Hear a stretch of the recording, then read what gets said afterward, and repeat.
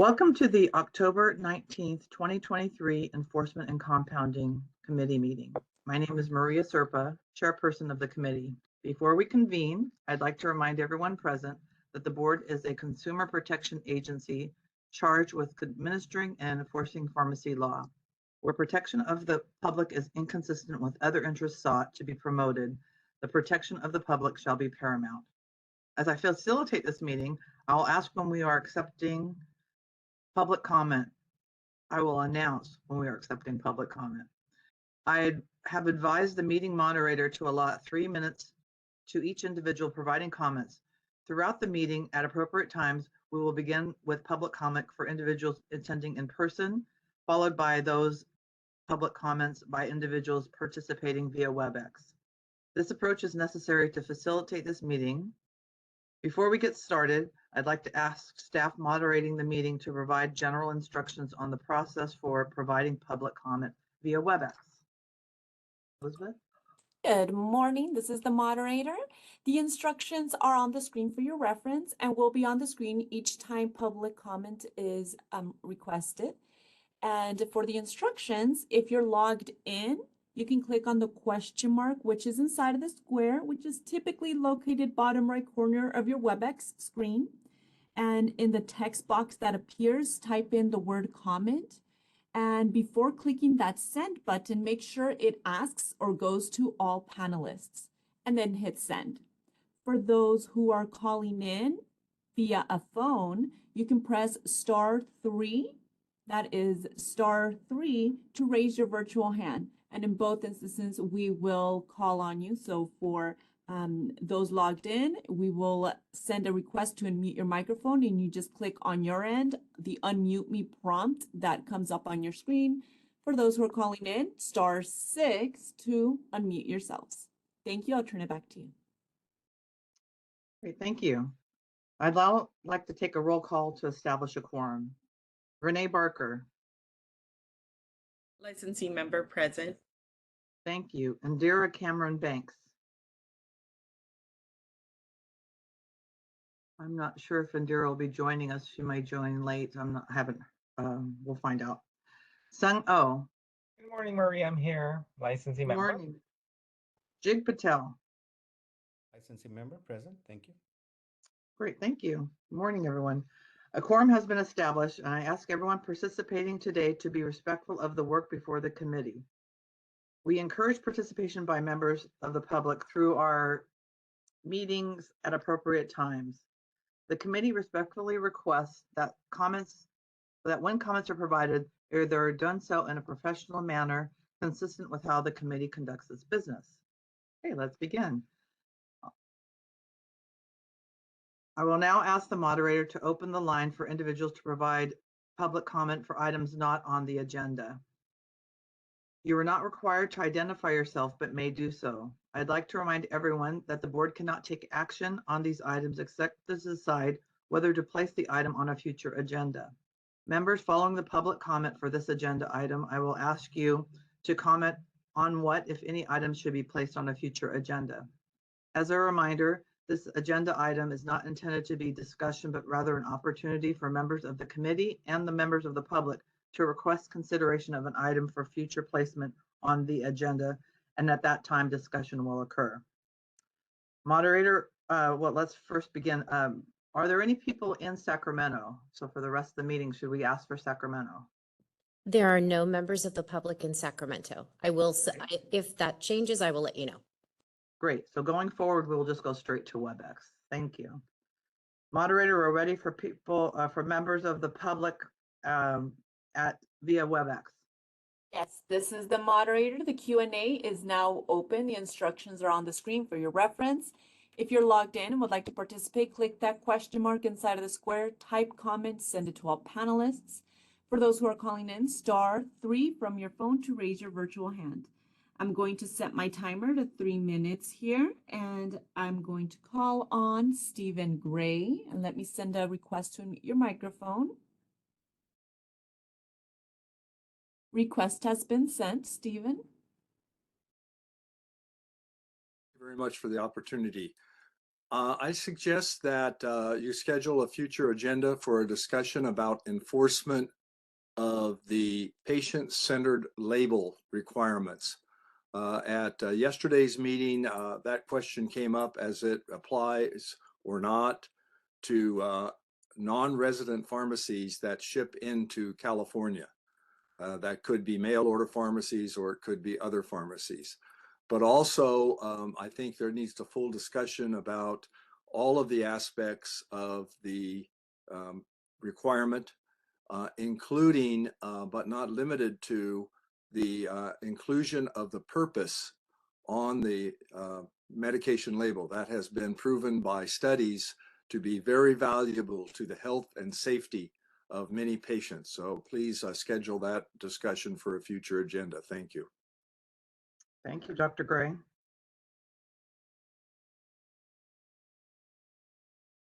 This is the moderator. There are no further requests. Would you like me to close the Q&A feature? Please do. Thank you. Bringing the discussion back to the members, are there any items you'd like to place on a future agenda?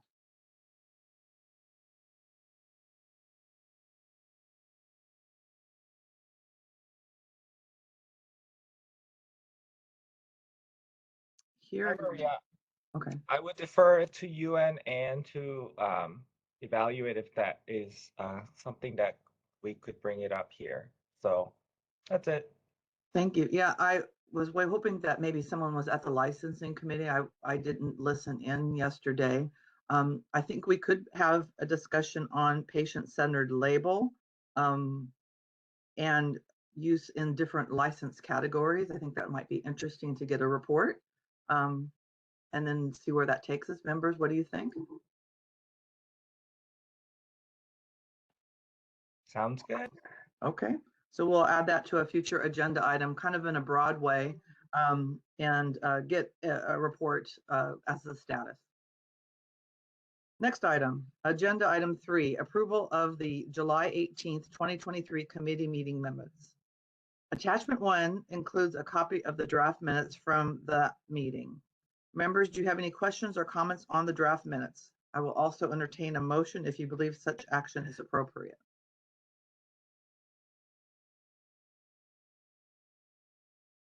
You need me to raise hand or just speak up, Oh, Maria? I'm sorry. Sometimes I can't see you. So go ahead, Sung. Speak up. Okay. I just want to make a motion to approve. I'll second that. Great. With a motion and second on the floor, I'll now open discussion to public comment for the draft minutes. Moderator, let's go to public comment. This is the moderator. The Q&A is now open. The instructions are on the screen for your reference. If you would like to participate, click that question mark, type comment, send to all panelists. For calling it, *3.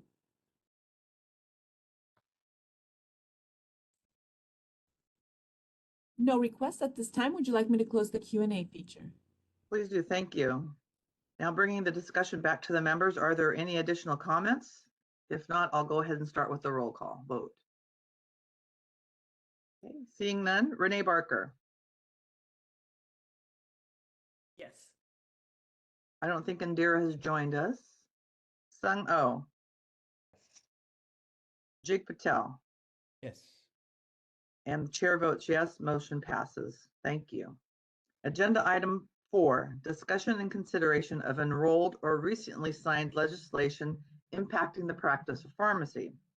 Members, over the course of the year, the Legislation and Regulation Committee and the board have considered a number of measures that impact the practice of pharmacy.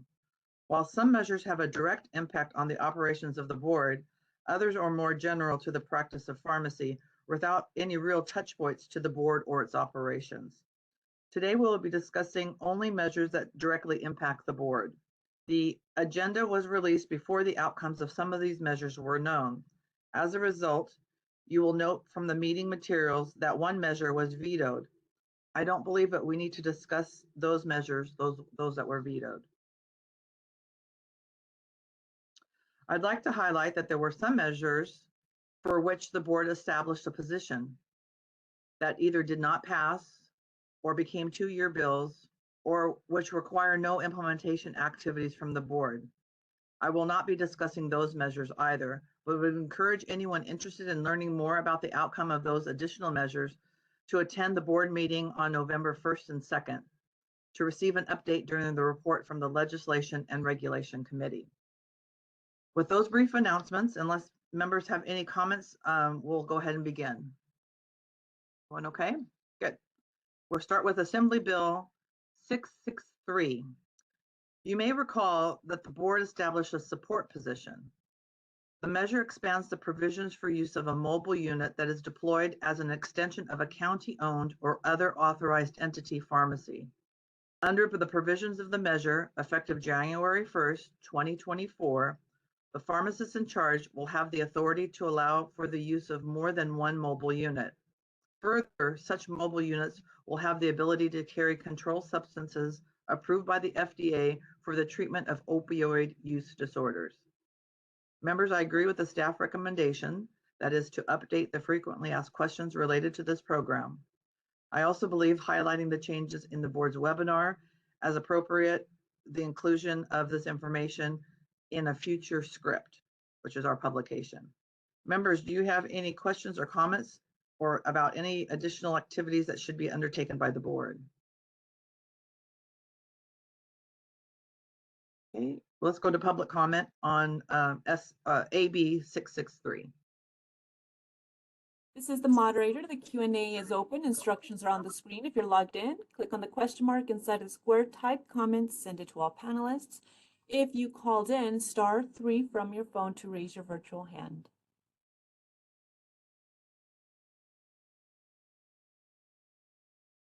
No requests at this time. Would you like me to close the Q&A feature? Please do. Members, are we ready to move on to the next one? Okay. AB 782 would have exempted from the definition of compounding the additional of flavoring agent. As the governor vetoed this measure, we're not going to be discussing it, but I thought that I should at least make that announcement, and it was also on our agenda. I'll move on to AB 1286, the board's patient safety measure. As the committee's materials suggest, there are a number of provisions contained in this measure. I agree with the recommendation of the staff to develop an FAQ related to the various provisions and suggest that the committee review the FAQs as a part of our next meeting. I'm happy to work with staff if you are comfortable with such an approach. I agree with the updates to the self-assessment form and that the board's pharmacy law webinar and maybe an article in, or not maybe, that there should be an article in the future issue of the script. I believe the piece that requires the most discussion is on our recommendations for the process to be used by the board to approve an entity to receive the medication error reports. I note that the board approved such an entity. Medication error reporting will not begin. So that's to be clear. We are still going to have discussion on choosing an entity outside of the board. And until then, there'll be no medication order or error reporting. I would encourage us to move quickly and thoughtfully in our efforts. I would also like to remind members that prior discussions have involved the board using a single entity for this medication error reporting to allow better aggregation of the information. Members, I welcome your thoughts on the best process to be used as in going forward. What I believe is that in addition to what we discussed today, there may be a contract necessary to facilitate a report. State laws governing contracting will most likely dictate our process. In addition, I'd like to note that it might be helpful to begin with a presentation by or to receive information from the Agency for Healthcare Research and Quality at a future meeting. You may recall from prior discussions, AHRQ is the lead federal agency charged with improving the safety and quality of healthcare for Americans.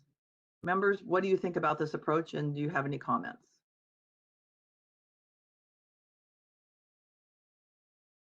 Hi, Maria. Hassan. Yes. I'm just gonna speak up. Sorry, don't mean to be rude.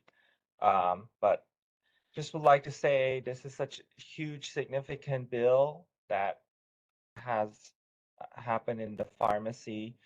It will be huge. I am so proud of all the work we've all done, and I agree how you're undertaking this approach. I think AHRQ representation would be great. I do agree with the, understanding the state contracting. That's something that we have to be mindful. I do like to request more on the presentation on this law. I think is actually really necessary. I would encourage as much presentation as possible around any and all willing pharmacy organizations, pharmacy schools about this law.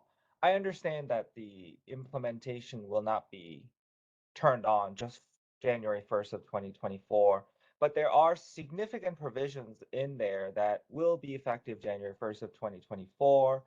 This bill was almost like a sunset bill, in my opinion, had a lot of things in it, including technician duties, pharmacists in charge, staffing authorities, staffing floor, ceilings, medication error reporting, very significant, but also medication error reporting. You know how pharmacists get. We don't want them to panic also either. So I think we need significant campaign to just kind of share. This meeting is obviously where we are starting, but I think we need to have a very significant outreach to licensees and the public about what this bill is and discussing it. So I'm confident you and Anne can figure out some details of next steps necessary on medication error reporting entity selection process. I would hope that we would be looking at if there can be more than one. If AHRQ is a good entity, I would hope that we would get all those presentations and information on subsequent meetings and at the full board meeting. But I just wanted to say that this is such an exciting legislation, and I'm very, very looking forward to hearing more about it and working on all the implementation steps necessary for us to fully roll this out, do it right, and also not create any panic in the marketplace, and to make sure everyone is all on the same page. Thank you. I'm looking forward to our discussions. Any other comments? Yeah, this is Renee. Yes, everything that's already been said. There's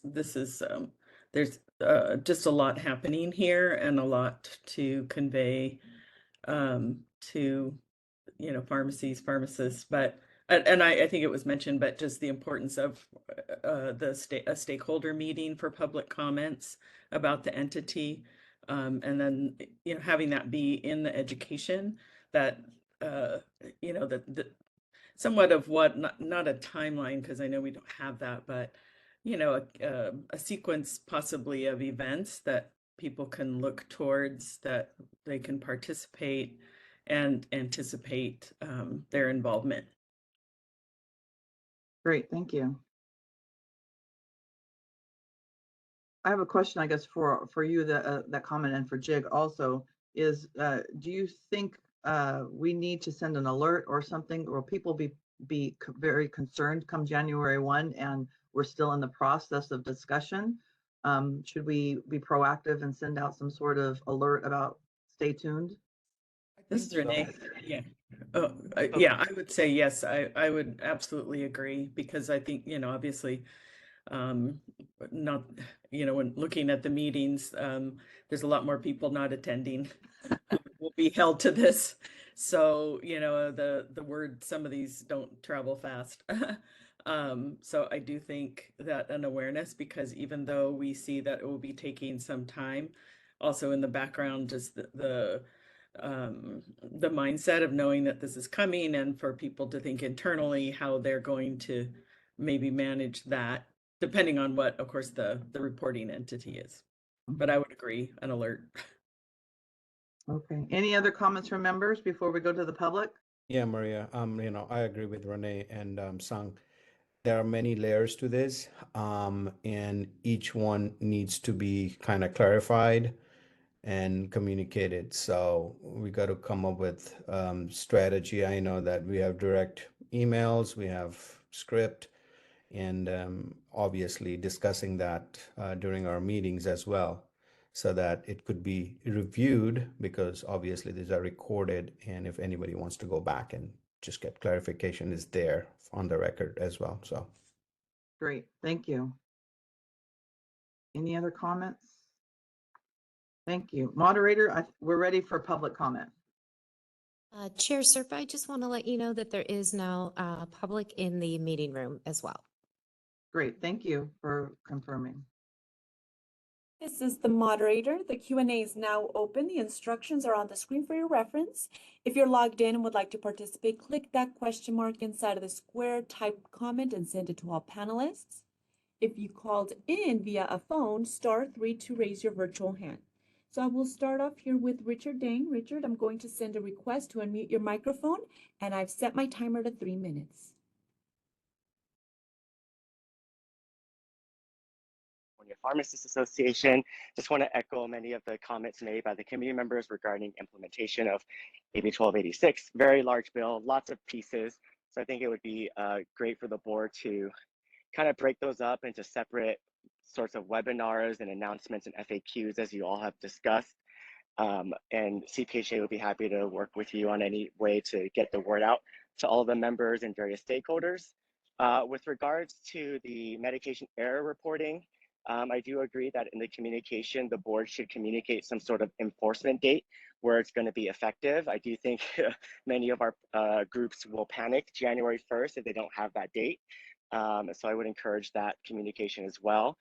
With the organizations that you're thinking about inviting, agree with the convening a stakeholder, getting public comment. I think, Maria, you mentioned a few great organizations. Also, just want to remind the committee that in your medication error and workforce reduction committee, you also received several presentations from several groups that are focused on medication errors and error reporting, including ISMP and various patient safety organizations, or PSOs. So I would encourage reviewing that and also consider inviting them to the conversation as well. And my last comment is regarding the PIC authority. Many people are very excited about that, but also very hesitant about how that is going to be enforced and how they will be protected against retaliation. So I'm sure staff will be working on that as we go through the implementation process, but encouraging communication on how PICs can report scenarios where their authority is being overridden by the company, and how we intend to protect the individuals who are exerting the authorities granted to them under this new legislation. Thank you for the opportunity to comment. Thank you, Dr. Dang. This is the moderator. Next individual identified as John Gray. John, I'm going to send a request to unmute your microphone here in just a moment.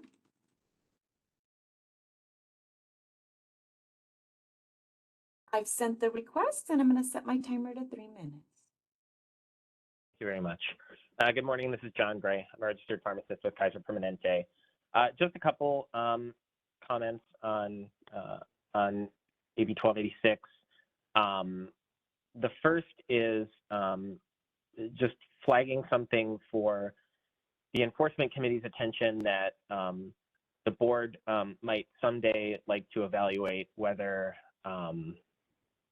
there's a desire to clean up a couple of provisions in the measure, perhaps during sunset review in a year and a half or so, could be an option. And that is Section 4 of the bill, which amends Section 4115 of Business and Professions Code, adds a provision that allows pharmacy technicians to take on additional tasks if certain conditions are met.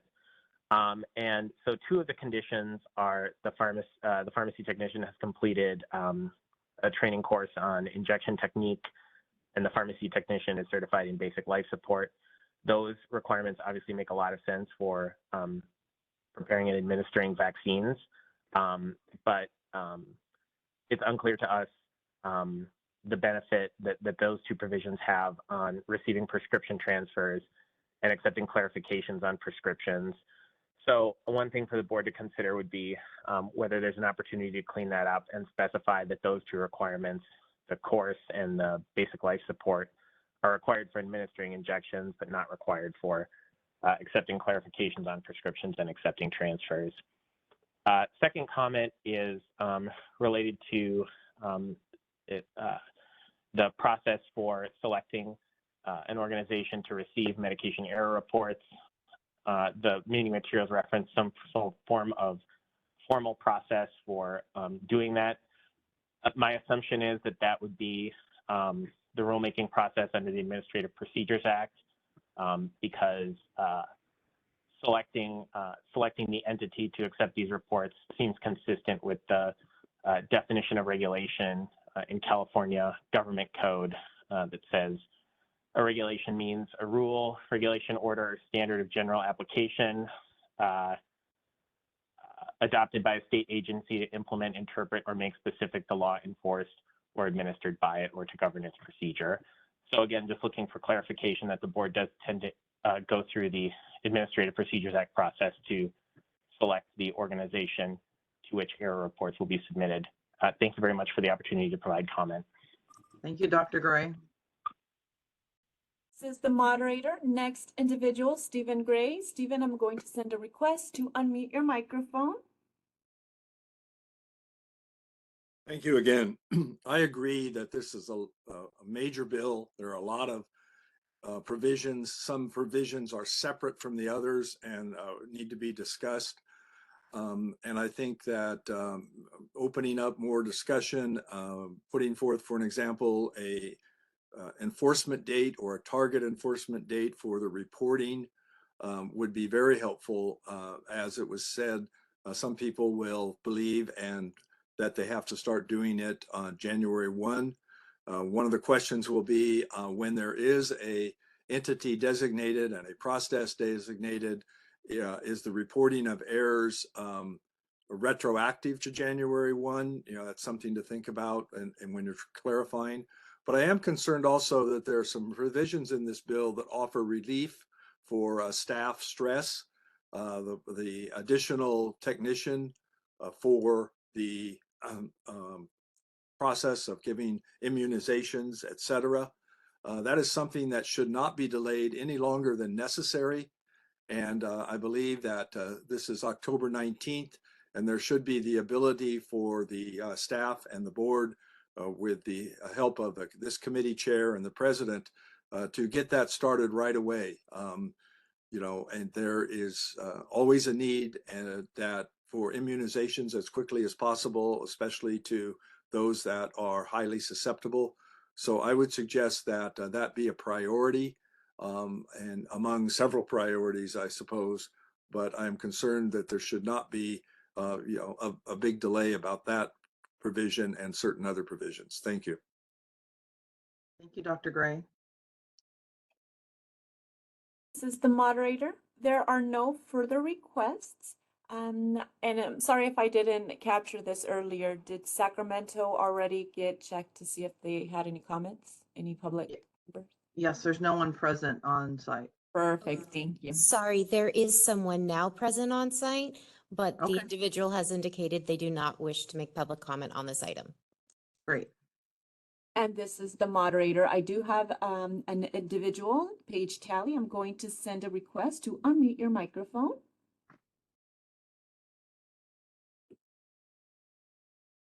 California Council for the Advancement of Pharmacy. I just wanted to comment on something that Dr. Gray said, Dr. Stephen Gray. I do think it's important to let the members, the licensees, know if the medication errors, when it does become effective, if it's retroactive to January 1, 2024. That's very important. Thank you. Thank you, Ms. Talley. This is the moderator. No further requests. Would you like me to close the Q&A feature? Please do. Members, we received some excellent comments. Do you have anything to add to our future discussion for this? Okay, I'll move on to our next measure, which is AB 1341. This measure will authorize until January 1st, 2025, a pharmacist to furnish COVID-19 oral therapeutics. Because this measure includes an emergency clause, an urgency clause, the provisions became effective immediately upon the governor's signature. I agree with the implementation steps identified by staff as detailed in our meeting materials. Members, do you have any comments or questions? I can't see your hand, sorry, speak up. I don't hear anything. Any comments from those in Sacramento? No. Moderator, we're ready for public comment via WebEx. This is the moderator. The Q&A is now open. Instructions are on the screen for your reference. If you're logged in and would like to participate, click that question mark, type comments, send it to all panelists. If you're calling in from a phone, *3 to raise your virtual hand. At this time, I see no request for, or actually, yes, we do have one request. Paige, I'm going to send a request to unmute your microphone. Thank you very much. Paige Talley with the California Council for the Advancement of Pharmacy. I just want to know if we are talking about Berman's bill, AB 1341, it is no longer effective on July 1, 2028. So I just wanted to make that comment because I think Dr. Serpa said 2025. Yeah, Anne or Corinne, can you see what the original bill said, and maybe I misspoke? This is Corinne. I would have to look that up quickly. I'm sorry, I just looked it up on Capitol Tracks. We'll wait for a moment. I don't think it takes So too long. I apologize. So I do think that there are different provisions contained within the bill. The specific provisions, as I read the bill, related to 4052.04 indicate that the section shall remain in effect only until January 1 of 2025. There are other provisions in the bill, and some of those other provisions do have different effective dates or Great. sunset dates. Thank you for the clarification. Yeah. And this is Corinne. I confirm that as well. Thank you. Thank you. Thank you for the great question, Ms. Talley. Any other public comment? This is the moderator. There are, yes, Richard Dang, I'm going to send a request to unmute your microphone. Request has been sent. Hi, Richard Day, California Pharmacists Association. Just for consideration in the bill's, the board's preparation of education and materials on this specific bill for COVID therapeutics furnishing in combination with last year's bill in the CLIA wave test, which allows for respiratory disease testing, including COVID-19. This whole package together is basically test to treat specific for COVID-19. And I think that that term will resonate with many pharmacists in terms of recognizing the authority. So just for consideration in terms of packaging those two together in your upcoming updates. Thank you, Dr. Dang. This is the moderator. There are no further requests. Would you like me to close the Q&A? Yes, thank you. Yeah. Are there any additional comments from members before we move on? Okay, we're going on to AB 1557. Members, as you may recall, in response to COVID-19 public health emergency, the board issued a waiver to extend conditions for remote processing. During the intervening period, the board learned that some hospitals did not have pharmacists on site 24 hours a day, making it impossible for them to meet federal requirements for medication chart order review. This places patients at risk. To address this issue, the board sponsored this measure, which was signed by the governor earlier this year. Because the measure includes an urgency clause, the provisions became effective upon signature of the governor. I agree with the implementation activities identified by staff in the meeting materials. I'd also like to highlight that the licensing committee continues to discuss about the potential to further expand the provisions of remote processing included as a part of its meeting yesterday. Members, do you have any questions or comments on the proposed activities? I don't see any. Any comments in Sacramento? No public comment in Sacramento. Thank you. Moderator, we're ready for public comment via WebEx. This is the moderator. The Q&A is open. The instructions are on the screen for your reference. If you're logged in, you can participate by clicking on the question mark inside of the square, type comment, send to all panelists. If you're calling in via a phone, *3 to raise your virtual hand. I have individual identified as Stephen Gray. Stephen, I'm going to send a request to unmute your microphone.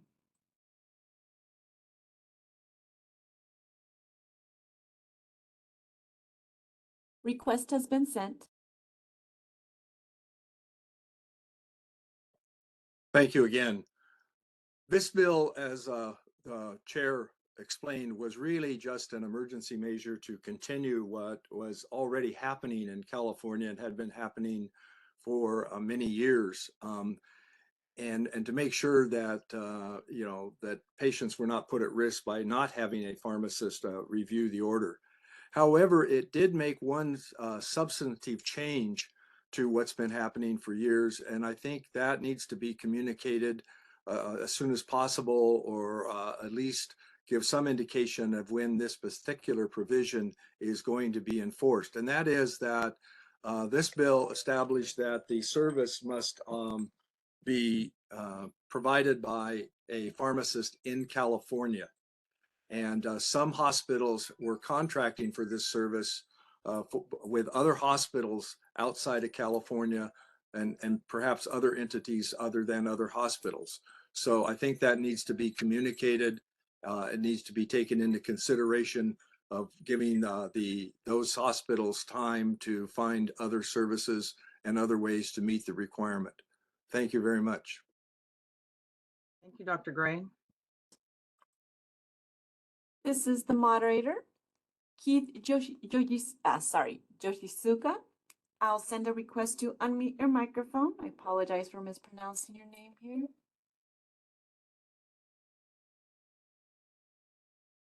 Request has been sent. So pharmacist. Can you hear me? It says you're still muted. We can hear you. Oh, okay, good. Thank you. I appreciate the board's actions, particularly President O, and I thought it was pretty novel using the federal declaration of emergency to establish a waiver until the bill could be passed. Unfortunately, the bill expired August 9th, and the governor didn't sign it until September 1st, which left a 3-week period. I am trusting that no enforcement actions because of that 3-week period where basically hospitals were in limbo would be taken. Thank you. Thank you, Dr. Yoshisuka. This is the moderator.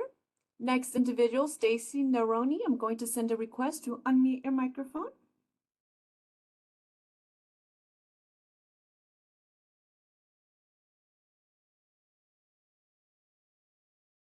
Hello? Hi, we can hear you. Thank you. Okay, great. I just have a quick question. I noticed that there's been some discussion in the industry about it not being clear whether or not this provision applies to outside retail pharmacies that service facilities like hospitals or skilled nursing facilities. We've tried to get some clarification on that and haven't been able to. The bill itself looks like it applies only to pharmacists that work for, even outside of the facilities, but we've heard some also discussions that mean that it also could be like long-term care pharmacies that are servicing SNFs. Does the board have any comment on whether, I know that's been debated back and forth, but I haven't heard a specific response. Thank you, Dr. Naroni. I think you are correct. If you read the bill, it's very clear as to what entities are covered. This is the moderator. There are no further requests. Great, thank you. Would you like me to close the Q&A feature? Sorry, I was double checking and making sure there's no additional hands up. No problem. Thank you. Yes, let's go ahead and close it. Members, do you have any additional comments? Moving on to Senate Bill 345. Senate Bill 345 was also supported by the board. The measure will prohibit a healing arts board from denying an application for license or imposing discipline upon a licensee of a healthcare practitioner based on a civil judgment, criminal conviction, or disciplinary action in another state, if that action would have been lawful to be provided in California. I agree with the implementation activities that include education of the provisions and including the measure in the board's webinar and future issue of the script. I also appreciate staff coordinating with the Office of Attorney General as appropriate. Members, do you have any questions or comments on these activities? Seeing none, any comments in Sacramento? No comments in Sacramento. Thank you. Moderator, go ahead and open the lines for public comment via WebEx.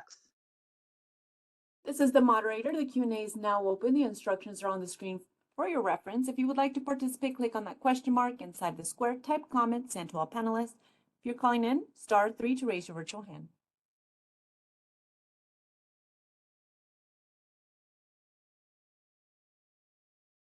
I see no requests. Would you like me to close the Q&A feature? Thank you. Thank you. Moving on to Senate Bill 816. As a reminder, Senate Bill 816 was sponsored by the board and recasts the board's fee schedule consistent with the findings of the independent fee audit.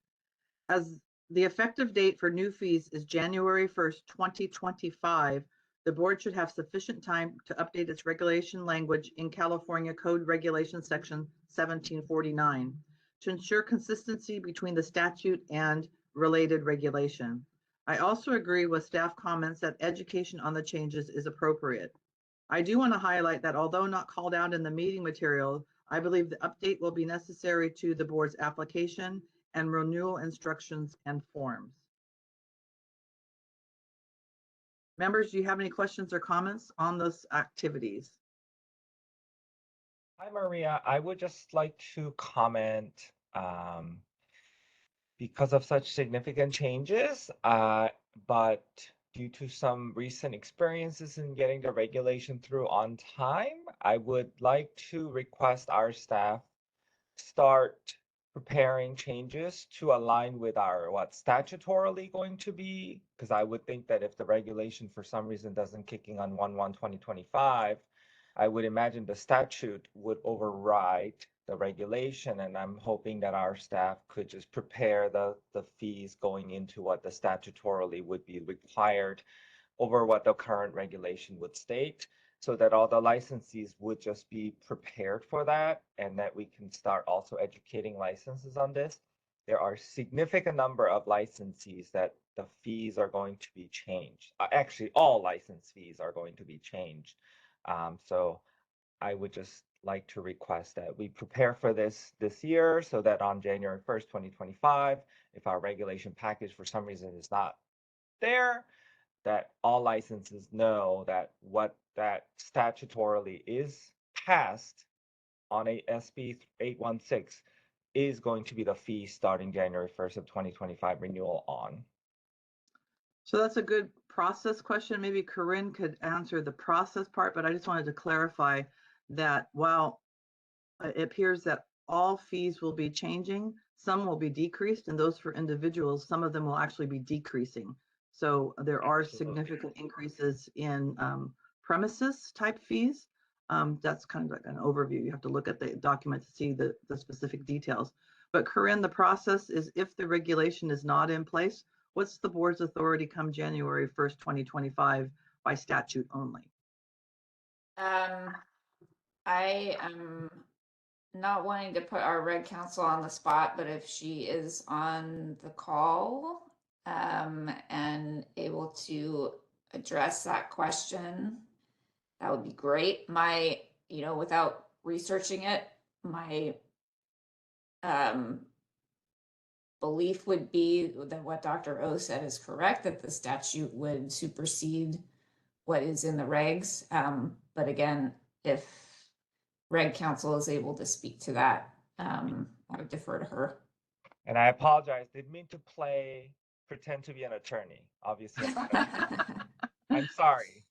Yeah, and we do have time. I think we'll be discussing this and, over the next year. So we certainly can announce it at a future board meeting, what the process will be if regulations are not in place by January 1st.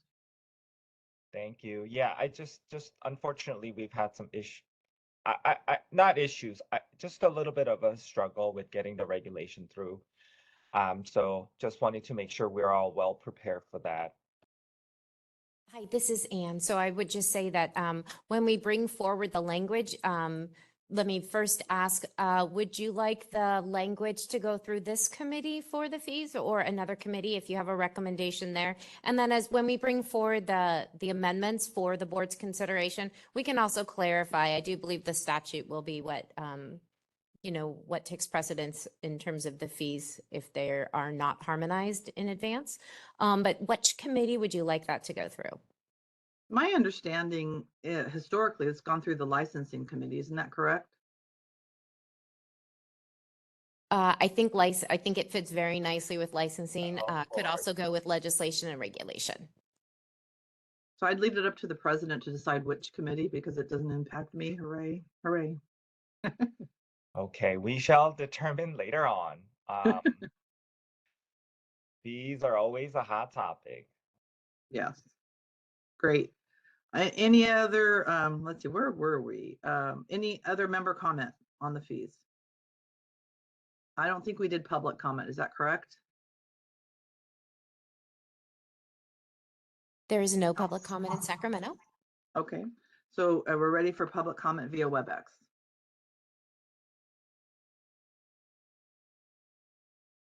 This is the moderator. The Q&A is now open. The instructions are on the screen for your reference. If you would like to participate, click that question mark inside of the square, type comment, send it to all panelists. If you're calling in, *3 to raise your virtual hand.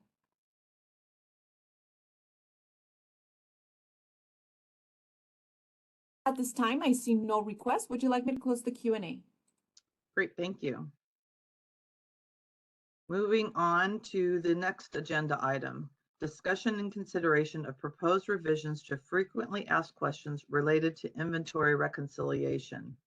Members, over the past several years, the board has developed several frequently asked questions in a variety of areas as a means to educate licensees and to assist licensees in understanding the board's thinking on specific topics. As pharmacy law is very dynamic and changes of law occur, the FAQs need to be updated as necessary. You may recall that effective January 1st, 2023, the board's inventory reconciliation requirements were updated. However, the FAQs released have not yet been updated to incorporate these new requirements. Attachment 2 in your meeting materials includes a copy of the draft updated version of the FAQs. As we begin our discussion, I'd sincerely like to thank Supervising Inspector Janice Dang for her work on updating the FAQs. I believe the committee has a very solid foundation from which to consider the updates to the FAQs. I've reviewed the document and I'm comfortable with the information as presented. Members, as I open up for discussion, I'd like to note that before the FAQs can be finalized, they still need to be required. They still require to be reviewed by council. So there could be some non-substantive changes done by council. Members, do you have any comments? Maria, this is Jig. I just wanted to give kudos to the staff for putting it together. Thank you. Thank you. Maria, this is Song. I just have one little request of consideration of the answer to question 1, third bullet point. For any controlled substances not listed above, an inventory reconciliation report must also be prepared when a controlled substance loss is identified. When you say when a controlled substance loss is identified, can we add when a reportable controlled substance loss is identified? Yeah, I think that's the intent, and that's a good point. I think that should could be added. That should be added there. Just to make it clear. Thank you. we don't want people to read and say, oh, I lost one tablet, and again, do this whole thing, because the whole intent was reportable loss or any patterns of loss is, I think, very specified in 171565 under A3A. So just want to make sure, because that sentence was a long discussion we've had at the meeting. So I just want to make sure we leave those intent in the FAQs. Thank you. Any other member comment? This is Renee. I just have sort of a format question. You know, when looking at this, I know it's not, you know, it does have the regulation as FAQs, you know, embedded in here, but it is a little hard to refer to bullet points. The third bullet point, the second bullet point, and I'm just wondering, and I don't know, maybe I'd have to really relook at FAQs, but you know, if these were, you know, A, B, C, D, E, you know, just especially when you get down to say number 3, there's like multiple bullet points. And I think just thinking, you know, as an institution, when you're trying to review these things and discuss, it's hard to necessarily reference. Anyway, just a comment, possible suggestion. Doesn't fit in all the places, but certainly when there's definitely sections that have multiple bullet points. So That's a good comment. We certainly can put it into an outline format. Actually, with that, that's a great comment, Renee. And Corinne or Anne, you can tell me if this is going to be really hard. If it is really hard, you can tell me to stop it and stop talking. However, what I think would be nice is oftentimes when you're reading these FAQs and we're referencing all these codes, 17, 15, 65, C1, E1, all these codes, if we can compile the codes that are referenced in the back of the FAQ so that it's just there, because what, you know, every time I'm reading a statute that really is hard for me to follow is so many statutes are interlinked, and like it references this statement and then it's saying this, look at that, and then I have to find that statute to figure out what that statute is saying, and that statute has a lot of other references. So if we can just attach compilation of the statutes that are referenced here at the back of the FAQ, if that's agreeable among the members as well, I think that would just make it easier read. So you just flip it to the back of the FAQ and you have those codes listed. So if that's agreeable to members, that just was, I don't know, I didn't think about that, but Renee said something about bullet points, and for some reason, I would have a little bit of a concern about that, because the FAQ is related to the entirety of the regulation and only quotes certain parts of the regulation to answer the questions. So what that would mean we would actually put the entirety of the whole regulation at the end of the FAQs. And I think it's kind of understood that they should have read that first. We don't want to have go the to whole the book. FAQs. Yeah, Actually, okay. this is Yeah. Renee. Can I make a suggestion that's kind of related on that I find to be very helpful? Because I think, you know, a lot of us look at these things, you know, go to the board website, open it up, and then, you know, you're not necessarily having a hard copy. So just a hyperlink maybe in the beginning that goes to the regulation. It's true. We could put, below are the questions regarding revisions too, and could put the hyperlink there. Yeah, and then, you know, from there, you know, people can find, you know, the interior A1, 2, 3, you know, reference whatever specific. But I think that saves a lot of time, and I think it just makes it more at somebody's fingertips when they're really trying to understand something. Great. I think that's a good compromise. We choose both. Thank you, Renee. That sounds great. Thank you. Any other member comments? Any comments in Sacramento? No comments in Sacramento. Thank you. Moderator, we're ready for public comment. But before we do, I'd like to remind members of the public that discussion is on the FAQs and not the regulation. So limit your comments to the FAQs. Okay, moderator, we're ready. This is the moderator. The Q&A is now open. The instructions are on the screen for your reference. If you would like to participate, click on the question and you're logged in. Click on the question mark inside of the square, type comments, send it to all panelists. If you're calling in, *3 from your phone to raise your virtual hands. I am going to call on Stephen Gray. Stephen, I'm going to send a request to unmute your microphone.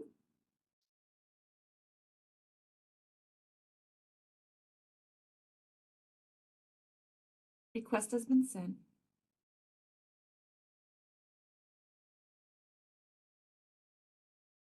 Thank you.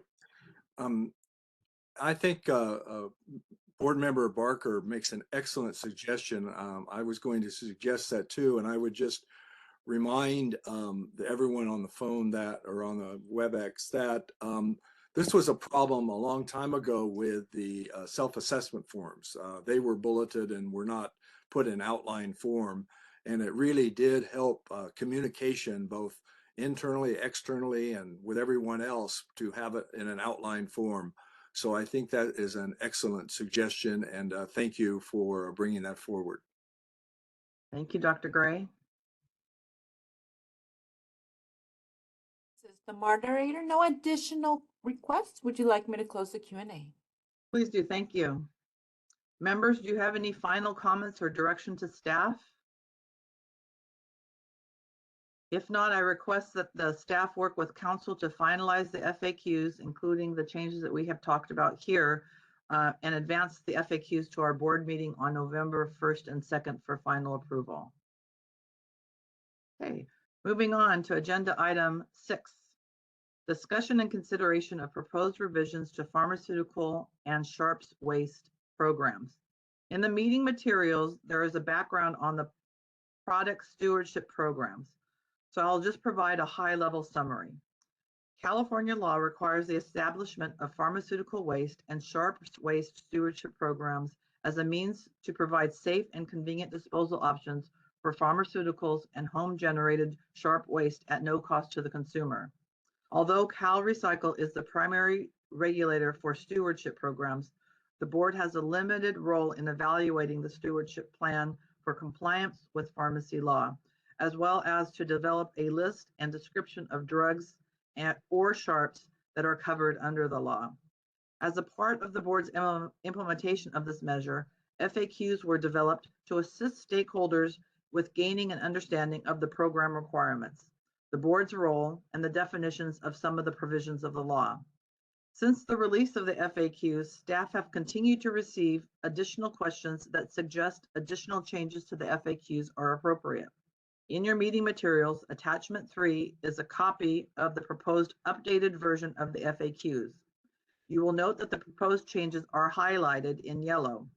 To assure you have a common understanding, the proposed changes are in a question 1 and question 3, as well as 2 additional questions that have been added. Questions number 17 or 18 are new.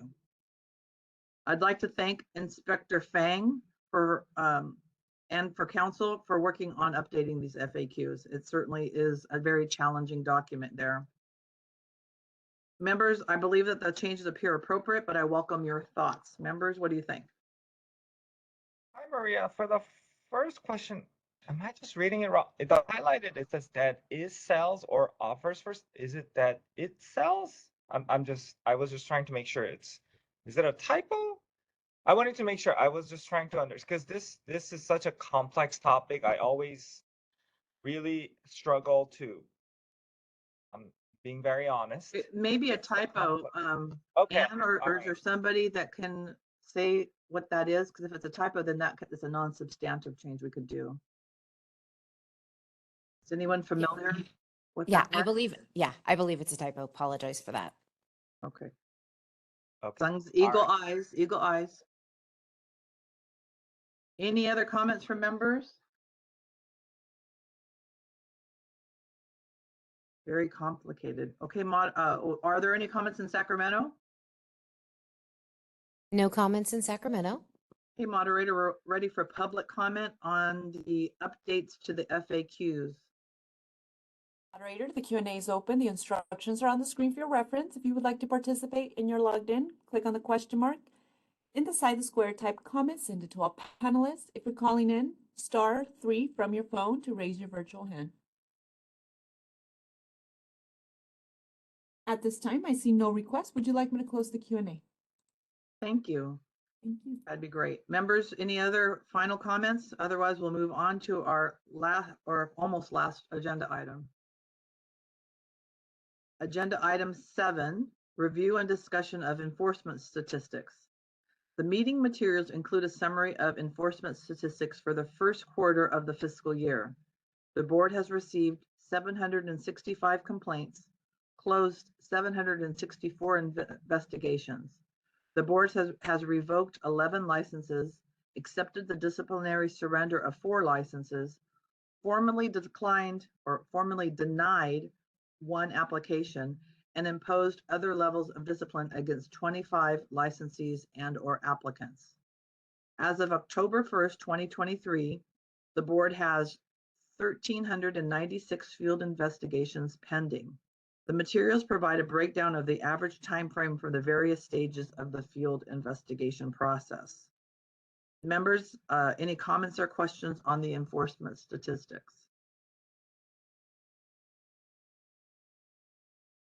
Okay, any comment in Sacramento? No public comment in Sacramento. Thank you. Moderator, we're ready for WebEx comments. This is the moderator. The Q&A is open. The instructions are on the screen. If you would like to participate, click on that question mark inside the square, type comments into all panelists. If you're calling in, press *3 from your phone to raise your virtual hand. No requests at this time. Would you like me to close the Q&A? Please do. Thank you. Agenda item 9, future meetings and adjournment. Before we adjourn today, I'd like to thank everyone for your time and participation. Our next meeting is currently scheduled for January 23rd, but please do monitor the board's website for updates. I also wanted to remind you we have a full board meeting coming up November 1st and 2nd, and look forward to hearing from everyone then. Thank you, everyone. The meeting is adjourned. Thank you, everyone. Thank you, Maria. Thank you. Have a good rest of the day, everyone. Thank you, Maria. All right. Have a great day. Bye.